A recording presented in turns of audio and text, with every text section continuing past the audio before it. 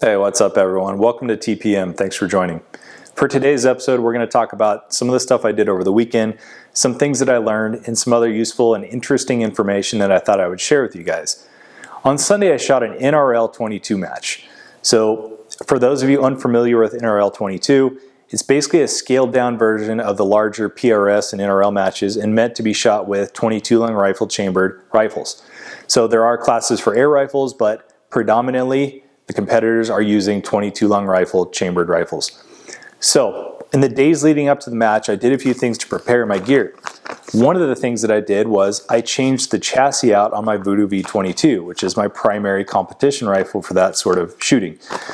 So if we remember back to some of the previous episodes, the Voodoo was sitting in a Accuracy International AX chassis for a very long time.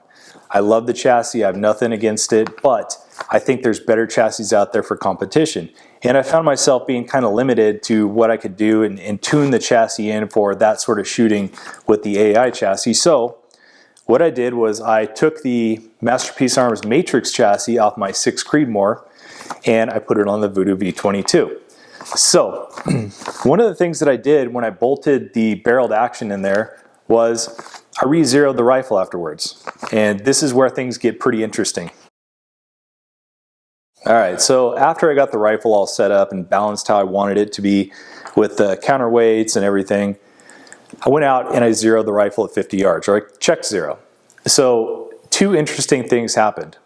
First of all, my group was high left, so it was up towards the 10:30, 11 o'clock portion of the target for about maybe 2 inches away from the center bowl. But that's not what was interesting. What was interesting was the groups that I was shooting at 50 yards were probably 3 or 4 times what this rifle used to shoot. So immediately I was worried, but after I started thinking about what I had going on here, I remembered that the tuner is dialed in for the AI chassis, not the Masterpiece Arms Matrix chassis. So I went through the whole tuning process with the tuner again, and I discovered some interesting things. Alright, and one last thing before I throw these targets up on the screen to review. I want to talk about the tuner for just a second. So I did an episode last week where we highlighted this EC tuner that I have on the end of this Voodoo. So we went over how it works, why it works, and some of the specs and how you go about the tuning process. So if you're interested in that or you're confused right now, reference that video and it should explain things a little bit better. So I'll throw these targets up on the screen now and we'll take a look at what I ended up with. Alright, now we have our targets up on the screen. So for this test, I was shooting the exact same lot of ammo, the Wolf Match Extra, that I did for all of my previous tests. So as you can see in the upper left hand corner, that is the 0 hash mark that's on the circumference of the tuner body. So a 595 group, just under 600 thousandths of an inch, and that's about double or triple what I was seeing when the rifle was tuned in for the AI chassis. So I was typically shooting 100 to 200 thousandths groups, maybe slightly over 200 thousandths for 5 shots, but it was very consistent in that range. So as you can see, the groups opened up to 595 for 0. So then I went and started the tuning process, and if you go over to the right for the number 5 target, that is the 5 hash mark on the tuner, and the group shrunk down just a little bit, so 488 for 5 shots. Then we go down to 10, and the groups open way back up to an 822. Then to the 15, to the right of that, we have our groups start to shrink down a little bit. So 362, that's pretty decent, getting to where I want it to be, but not quite there. So we keep moving down to the 20, and I have a 574 group, 25 is a 498 group, and then the 30 is where things started to actually tighten up and change. So for 30, I had a .349 group, which is getting better, and then 35, it shrunk down just a little bit more to 339. So now I'll throw the next target up on the screen, and here it continues at the 40 hash mark. So our groups are still in the 300 thousandths range, and then it gets even smaller at the 45 mark. And that bullet at the bottom of that group was an absolute flyer that I called at the time I pulled the trigger, and I did not count that in the group measurement. From there, I picked the range of tuner settings that I had the best accuracy at, and I retested each of those with a 3-shot group. So upper left-hand corner, we have the 30 group at .376. 35 drops down to 160 thousandths of an inch for 3 shots, which is just about the accuracy I was seeing from this rifle when it was in the AI chassis. So I was very happy to see that. Then we go down to the 40 group, and it opens up a little bit to .418. And that upper left flyer I thought might be my fault, so I reshot that with a 5-shot group and ended up with a 0.435 inch group. So from there I took it and I decided I was going to stick with the 35 hash mark setting and fine tune it up from there. So I shot 35 again with 3 shots at 492, and then I went over to 36, dropped down a little bit to 350, 37 at a 441, 38 at a 344, 39 at a 0.387, and 40 with a 0.435. So just looking at all the groups that I shot at the 35 setting, I was pretty happy with the consistency and what I was seeing there. I think I could improve on it, but for the time being, it's good, and I shot my match with that setting. And not a single miss that I had I could attribute to the rifle, so it was all my fault. So, some of the things that I learned from doing this test the second time around. First off, I learned that even with a 22 long rifle, 50 yards is not sufficient to do this test at. You need at least 100 yards.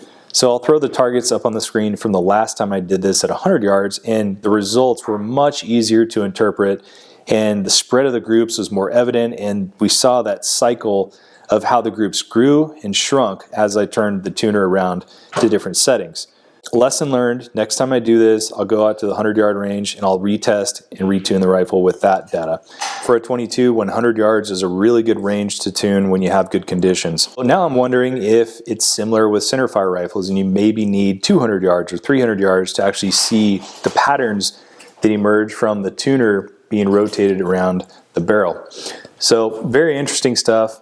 This barrel harmonics topic really has me interested, and I'm going to get a hold of a centerfire rifle tuner brake pretty soon, but until then I'm going to keep messing around with this one, and like I mentioned, I'll take it out to the 100-yard range and I'll do this test again, and we'll see what kind of results I come upon and if it's very similar to what I saw at the 50-yard range. So either way, it got me on target for the match, and I ended up taking 3rd place, which isn't my best, it's not my worst, but I was pretty happy with the performance just because it was 25 degrees and 10-mile-an-hour winds and snowing the whole entire time for the match. So not the best conditions, but fun nonetheless. The purpose of this video is just to demonstrate how things that we add to our rifle or things that we change on our rifle can have a positive or a negative impact on the accuracy that we see. And this is largely due to those changes manipulating or modifying the harmonic frequency that travels down our barrel. And like we talked about in the past video, we want to find that sweet spot in that frequency that allows our bullet to exit at nearly the same point every time during that harmonic oscillation. So when we look at the setup I have here today with the Voodoo V22 and the 2 chassis, it's difficult to point out what aspect of these chassis changes the harmonic frequency of this barreled action. So obviously, we have a lot of different variables that come into play when we're changing stocks or chassis. So the action's contact to the chassis, how tight the action is torqued into the chassis, any sort of other contact points, what the chassis is made out of. These are all different variables that we can control, but we don't necessarily understand how these affect the harmonic frequency and therefore the accuracy of our rifles. So very interesting stuff, and I'm sure guys like Brian Litz probably have a better grasp on this, but for now, I'm doing my best to learn it and make the changes that I see necessary to get the best accuracy out of my rifles. Every time I mess with this tuner, I learn a little bit more, and there's still a ton to learn, but I'm very intrigued by the concepts of harmonic frequencies, barrel tuning, and optimal charge weight, and just all those things that help us extract that very last bit of accuracy out of our rifles. So just to reiterate what I talked about on the last episode of the tuner, these tuners are not meant to take a rifle that shoots 5 MOA groups and drop it down to quarter MOA groups. These are just meant to fine-tune your rifle for your particular load. So you have to have high-quality ammunition and a good rifle to see the benefits from this product. But I'll post the link to the EC tuners below, and once again, I'm not affiliated with them in any way, but I think their product does a really good job, and it's something that a lot of people could find a lot of benefit from, especially when you're shooting matches and stuff like that. So that's it for now. I hope you guys enjoyed this and found it as interesting as I do. We'll see you next time.